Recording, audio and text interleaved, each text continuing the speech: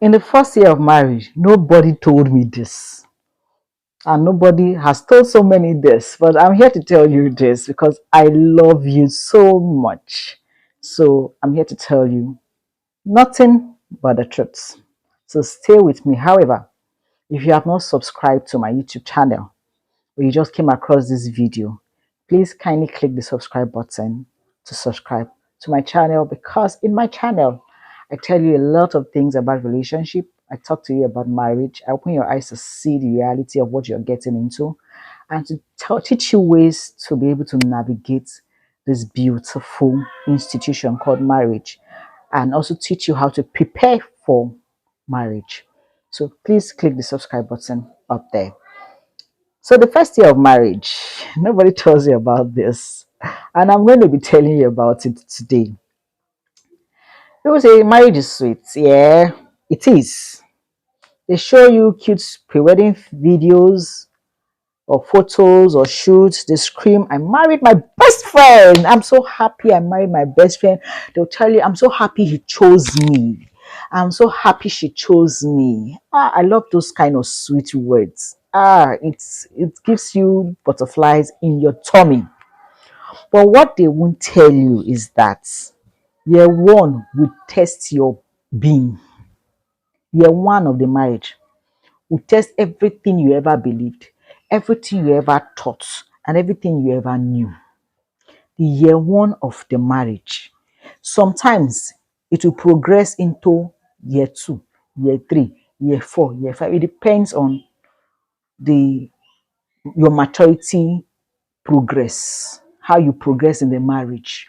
Some people experience it for 5 years, some people experience it just the first year, and also some people do not experience it. It's not a general thing, but most people experience it if they can be truthful. So the first year of a marriage, let me break it down for you. Let me give you pre-information. And if you are here and you're married, you agree with me, please, I want to see your comments in the comment section. It is not a honeymoon year. And it is not a honeymoon every day in your first year of marriage. So you realize that you wake up by the side of the same person every morning. You wake up, no makeup, no filters, no dating booze, no hello baby. The person is here now. You will not be telling the person, hello baby, how was your night? Now you are saying it. Now it's not through chat or through message. Now you need to say it physically. So if you have not been saying it physically, it's going to be a problem for you. So it's not honeymoon every day. So real life will greet you. Now you are married. This person now is all yours in body, soul, and spirit, flesh and blood. You are not going home again. No. You are in the house permanently with what you have chosen, with who you have chosen, with the beliefs you have chosen, with the values you have chosen. You're seeing it now, flesh and blood. That is the number one reality. Number two, you see yourself arguing about things that you never imagined. Like at the point in time, you're asking yourself question, are we really having this conversation? You ask yourself, is this real? Oh my God. What are you even saying? You argue about toothpaste. You argue about the side of the bed. You argue about how the house is sandy. You argue about food, type of food you cook. You argue about money. You argue about sex. You argue about silence. You argue about in-law. Your tone. They'll argue about your tone. And you are thinking, what did I get myself into? Is this who I said yes to? Yes, that is who you said yes to.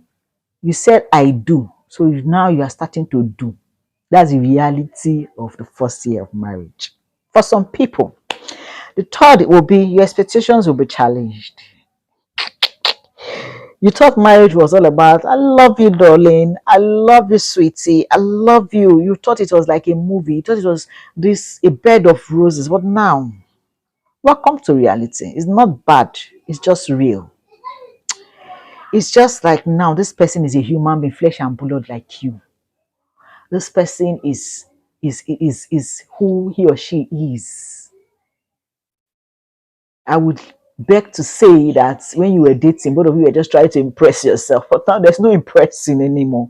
Now is real, real, real, and reality. So Your expectations will begin to be challenged and begin to change.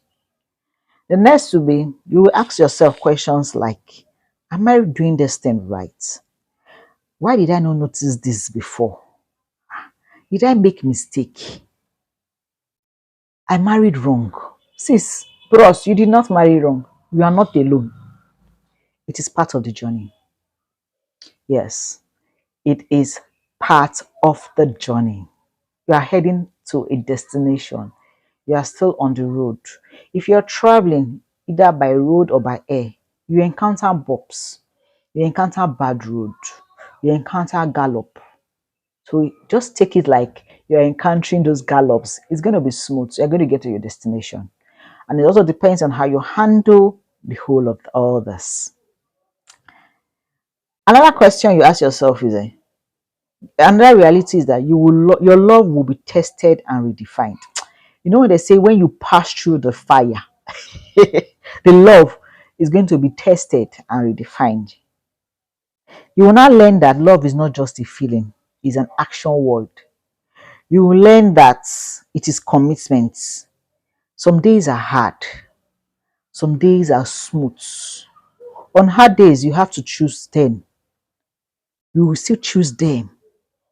When they're not acting right, you will choose them. Even when you don't feel that this person is worth you, you will choose them. So that is how your love will be tested.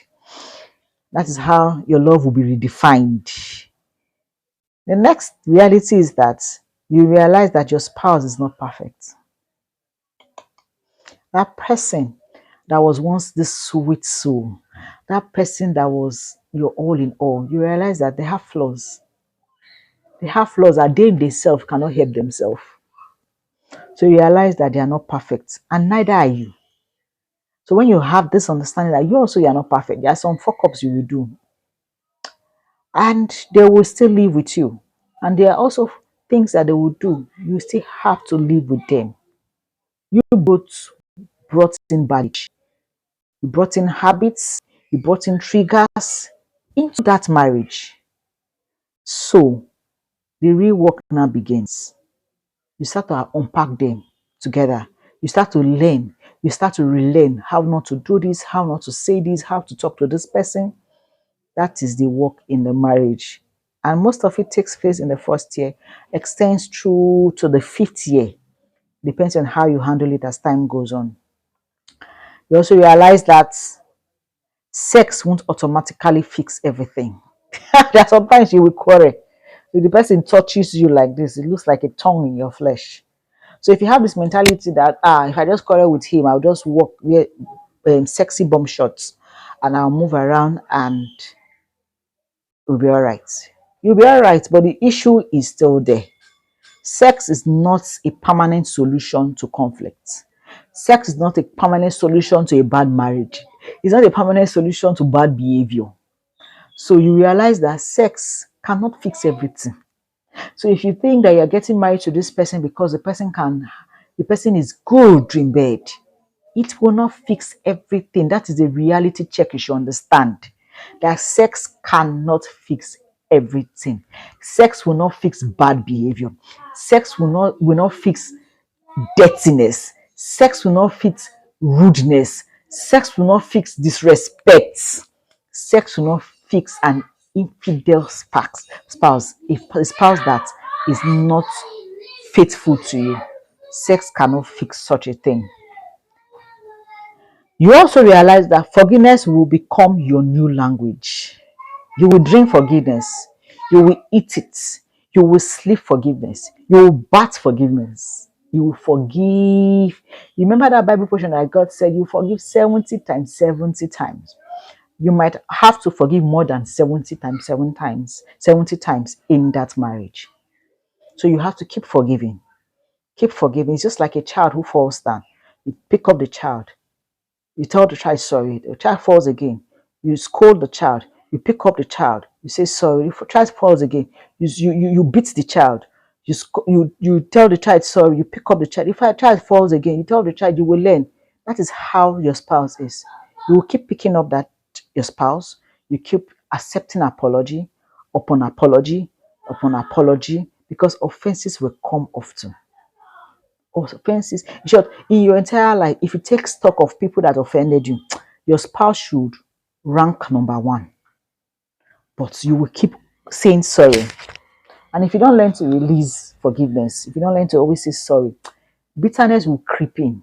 You become a bitter person. And this is what happens when you become a bitter person. Now you're no longer punishing your spouse, you're punishing yourself because you are decaying inward. You're not punishing your spouse. Your spouse can decide to leave and find happiness somewhere else. But you are already damaged. You are already bittered. Bitterness is all around you. So the cure to bitterness is forgiveness. Let it go. Pick up your life. Keep smiling. Keep helping. Lifting up. Saying encouraging words. Another point is you will need help, but you'll be scared to ask. Did you get that? You will need help, and you'll be scared to ask for help. Everyone looks fine on Instagram, on social media. Everybody is looking good on the outside. So you suffer in silence. But listen, asking for help is not weakness, it is wisdom. You will need help or you'll be scared to ask. And I'm hitting on this because most young couples are suffering because they have refused to ask for help. You're not the first person that's going through what you're going through in marriage. You're not the first and you'll not be the last that get married and is trying to understand what this married life is all about. So you should ask for help. Call a reasonable person, call a counselor, call a friend, call a sister, call a brother, call a parent, call a pastor. I'm going through this in my marriage. This marriage is young. What can I do? How can I handle it? Ask for help. It is wisdom. And ask for help early enough. Ask for help early enough. Ask the right people for help early enough. Another point is growth will happen if you stay humble. Growth will happen if you stay humble.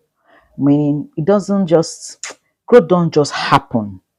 The first year is not just about enjoying marriage. The first year is about becoming one. It's about knowing this person.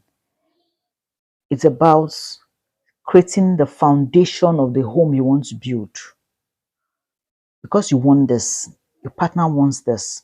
Both of you come together and agree and are humble. You are ready to bend back so that things will go well to build with this person. You agree that both of you will get into this marriage and the person is going to be your supporter. You agree that the person you're going to build with this person, you're going to build a home with this person. So you need to stay humble to be able to build with this person. It is dying in, you are going to die to yourself daily. You are going to die to yourself daily for you to be able to build that right foundation, especially in the early years of your marriage. Another point is that it is painful. Growth is painful. It's painful. But that is why you always have to forgive yourself and don't go into bitterness. It's painful to build, just like you're building a house. Your sweat and blood, or you're starting a business, your sweat and blood goes into this investment, goes into the building, goes into the foundation. Sometimes the workers mess up. You have to break a particular part, spend another money, start rebuilding. They insult you, they give up on you, they do what they are not supposed to do, they disappoint you. That is how it is when starting a marriage. So you keep pushing and being patient. You learn how to compromise. You learn how to adjust. Those are the truths about the first year in marriage. And there are truths that people don't actually talk about. People don't actually talk about this thing. Yeah, one is not just hard because marriage is bad. It's hard because it is new. You've never been married before. Your partner probably has never been married before. There are new rules. There are new routines, new responsibilities. You are learning. Give yourself time, give yourself grace. So don't be shocked when you see all these things. Don't be discouraged when you see all these attitudes, all these behaviors. Just be ready. It is not, I'm not here to scare you. I'm here to tell you that you should be ready because you're going to encounter all of this or more of it, or might not even encounter if God helps you. So marriage is beautiful. But the beauty comes with patience, the beauty comes with grace, and it comes after building. Like the house, the foundation is rocky, but when the building is standing, you're like, wow, this building is beautiful, this building is fine. That is how marriage is. Never forget, I remain Top with B. Please subscribe to my channel, share this video with your friends, your brothers, your sisters, and keep tab. Put on the notification button because you still get more videos from me.